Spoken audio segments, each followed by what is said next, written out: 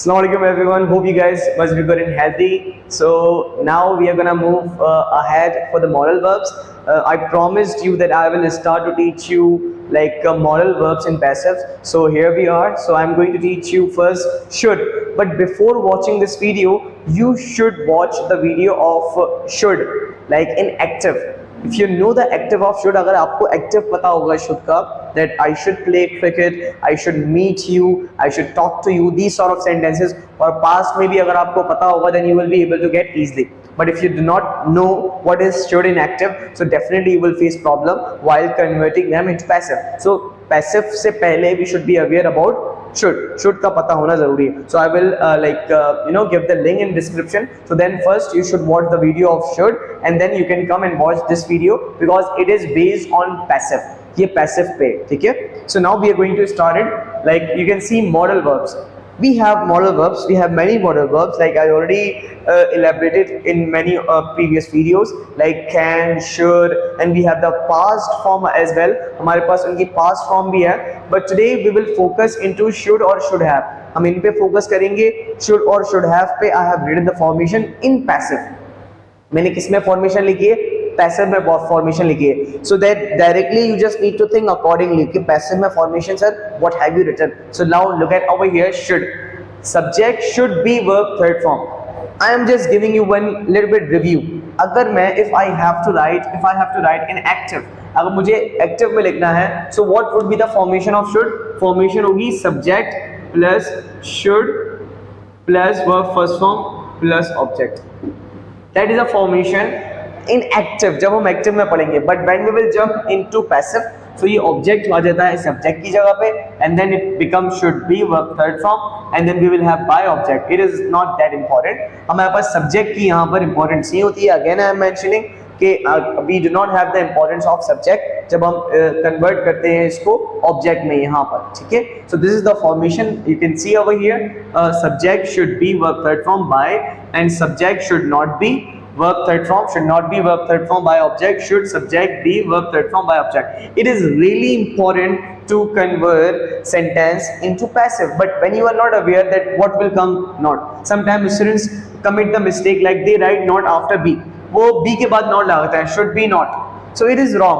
So you should be aware, you must be aware about this negative and interrogative form in passive. हमें पता होनी चाहिए कि negative और interrogative में जब हम passive को convert करेंगे, how will we convert? So for that particular reason, I have written some sentences. कुछ sentence लिखे हैं मैंने, then I will tell you how can you convert active into passive. ये active के वो हैं, ये हैं एक्टिव के सेंटेंसेस. इनको हमने कन्वर्ट करना है किसमें? We have to convert them into passive. अब जैसे कि मैंने अभी बताया कि आपका जो ऑब्जेक्ट होता है, देयर आर टू ऑब्जेक्ट्स. आप कोई सा भी पिकअप कर सकते हो. अगर आप इसको पिकअप करोगे ज्यादा अच्छा होगा, अदरवाइज मैं दोनों की सेंटेंस बता सकता हूं आपको. But I am going to pick up I. इसमें दो ऑब्जेक्ट हैं, दो ऑब्जेक्ट का तरीका भी मैंने बताया हुआ है, I have told in previous video, but again I am going to tell. तो मेन ऑब्जेक्ट मेरा क्या है? मी. जैसे कि मैंने कहा he should give me a copy, उससे मुझे कॉपी देनी चाहिए. so what will be the passive? I according to like me, जब सब्जेक्ट की जगह पर आ जाएगा it becomes I. this is also the one of the concept which I told in previous video कि जब आप जिसको जो ऑब्जेक्ट की जगह पे जाएगा, जैसे कि they ऑब्जेक्ट की जगह पे जाएगा, it becomes them. अगर us जो यहाँ पर लिखा हुआ है us, if it goes into the place of subject, so ये क्या बन जाएगा? we. so this is also the concept which I have already elaborated in previous video. so me यहाँ पे आ गया I और should be. हमारे पास should be, हम इसी फॉर्मेशन को फॉलो करेंगे. and what we have verb third form, हम क्या लिखेंगे? give की third form given. so we should be aware about third form. already I mentioned to previous video, again I am mentioning we always use verb third form in passive sentences. हम passive में हमेशा verb third form का इस्तेमाल करते हैं. I should be given a copy, ठीक है. This is the complete sentence. अगर आपको लिखना है by him, so you can write, otherwise you don't need to write. अच्छा, दूसरा sentence कैसे बना सकते हैं आप? सर अगर आप me यूज नहीं करें, so can we use a copy? You can use it. कैसे यूज करोगे? पहले आप लिखोगे a copy should be given to me. That's it. Copy को है जो मुझे दिया जाना चाहिए, ठीक है. तो ये बाय हिम, उसके जरिए. तो ये सेंटेंस का मतलब क्या है? मुझे कॉपी दी जानी चाहिए उसके जरिए. I should be given a copy by him, ठीक है. By him is not that important, that's why I didn't mention it. जहाँ इंपॉर्टेंट होता है, जहाँ कंपलसरी होता है मेंशन करना, so then you can mention it. फिर आते हैं हम I should not meet them, मुझे उससे मिलना नहीं चाहिए। सो दैम यहाँ पे लिखा हुआ है, when will it go into the place of subject, क्या बन जाएगा ये, they. You know this concept, they should आ गया, फिर दोबारा बी, सॉरी हमारी नेगेटिव को फॉलो करना है क्योंकि एक्टिव क्या है, नेगेटिव में, I should not meet them. So जब हमारी रिक्वायरमेंट नेगेटिव में, so we will follow the formation of negative, I they sorry they should not be, फिर आ रही है हमारी वर्ब थर्ड फॉर्म, मीट की third form met, they should not be mat.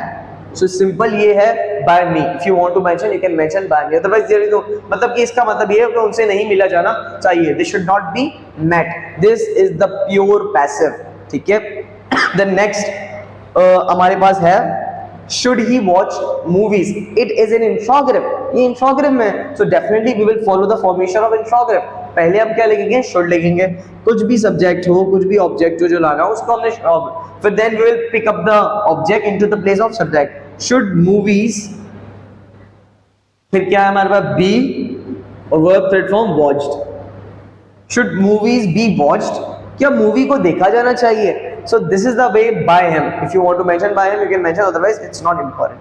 again I am informing you, when we convert active sentences into passive, so हमारी जो active का जो subject होता है इसकी इतनी important नहीं होती है, we do not give the too much importance to the subject, but whenever we need to write, where it's really important to write about the subject, so we can mention it, otherwise we don't need to mention again and again about the subject क्योंकि purpose ही खत्म हो जाएगा passive का, ठीक है। then should have, what is should have? should have is a past of should, आपकी ये video में दूंगा डिस्क्रिप्शन में, like I will share the link in the description, so आपको शुड हैव की फर्स्ट वीडियो देखनी है। शुड हैव का मतलब सर इसको कैसे बोलेंगे, तो मुझे तुमसे मिलना चाहिए था, I should have met you, ये मुझे तुमसे मिलना चाहिए, दैट इज मुझे तुमसे मिलना चाहिए था, मुझे कंप्यूटर चलाना चाहिए था, I should have operated computer, मुझे तुमसे बात करनी चाहिए थी, I should have talked to you. So this is the way you will make the sentences in active and then you will convert them into passive. So these sentences, how you are going to convert them into passive, we will get to know about after making these sentences। पहले formation देखते हैं, subject should have been, ये बहुत important है, याद रखना भैया, क्योंकि आप एक्टिव में इसकी फॉर्मेशन क्या होती है मैं लिख देता हूँ। एक्टिव में इसकी फॉर्मेशन होती है subject plus should have plus verb third form plus object। sorry I think if you are not able to see so it's okay, no problem, but क्या है formation, subject should have verb third form object, तो वहां पे उसकी formation जो है should have verb third form है, but when we will jump into passive so object जो है वो subject की जगह पे आता है, should have been हो जाता है, should have been and then verb third form by object। you should remember this thing, in negative should not have been verb third form, should not, should के बराबर में not आ रहा है, then in infrogriff we have before subject we have to write should and then have been verb third form by object। this is the way to write affirmative, negative and infrogriff। now we are going to convert into passive। I should not have bitten him, मुझे उसे मारना नहीं चाहिए था, तो इसको मैं object को लेके जाऊंगा in the place of subject, he should, negative में है तो नेगेटिव में बनाऊंगा should not have been, yeah you are saying right, bitten, इसकी तो थर्ड फॉर्म थर्टी फॉर्म है bitten।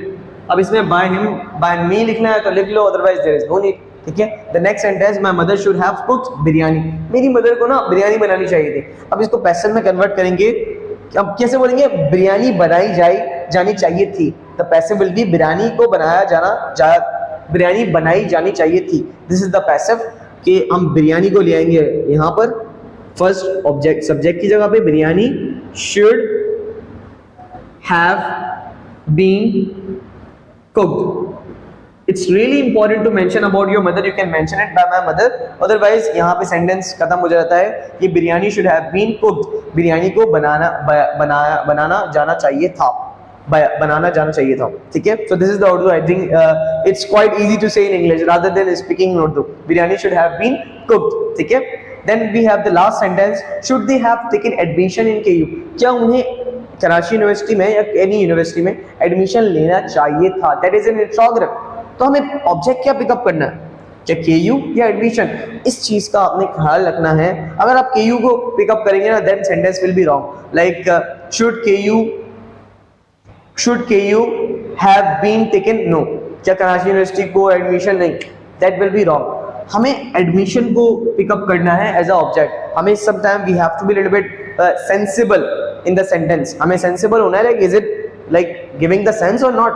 सो यहाँ पे आपका आ गया एडमिशन पहले आएगा, but first if we have the sentence in interrogative, so first we will write should according to the formation. Should subject क्या है हमारा, जो यहाँ का ऑब्जेक्ट है, should admission, then have been taken in KU। उसके बाद आप लिख दो बाय देम और by anyone, you can write this. So this is the past and this is the present which we have discussed right now in should. एक simple example दूंगा, I should speak English. So over here you can see that I have made an active, I will convert it into passive. English should be spoken. पहला sentence, मुझे English बोलनी चाहिए, English को बोला जाना चाहिए, that is in passive. इसी तरह से if I will convert into past, जैसे कि मैंने इसी सेंटेंस को बनाऊंगा, I should have spoken English means मुझे इंग्लिश बोलनी चाहिए थी. So if I am going to convert this sentence into passive, so what it will be, like English should have been spoken. English को बोला जाना चाहिए था. So that is a way to convert active into passive. Hope you must have liked my video, and if you have liked my video, so you must do comment and press the like button too, and press and hit the bell icon as well for watching upcoming videos, and do not forget to subscribe my channel. Inshallah we'll meet in next video. Allah Hafiz guys.